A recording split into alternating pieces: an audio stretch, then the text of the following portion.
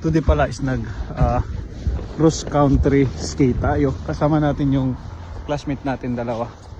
So ako is may sarili ako, binili ko talaga, tapos sila is nagrenta. So dito sa Suomen Lato, pwede kang mag-rent. So it costs 32 euros yung rental nila, good for 3 hours. 3 hours na siya. So pwede kang mag-cash, pwede kang mag-card, pwede ka din mag-ipasi. So ginamit nila is ipasi. So simunahan ko sila, tapos nag-enjoy naman sila. So ayos ito, maluwag kasi itong lugar na ito, tingnan nyo. So ito yung location nila is Suomen Lato. Yan, pasok ka lang dyan, tapos mag-inquire ka, tutulungan ka na, napakabait nila, napaka approachable nila. So ganito malawak yung lugar na to. Ano bro? Sulit ba? Sulit? Oh, balik mo lang bro.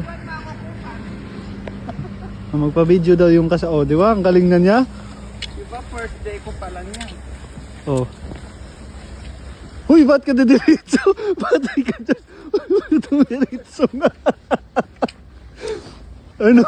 Dumiritso. Ito yung Barbie, no? Hindi ka pa magsasoli sa bintana.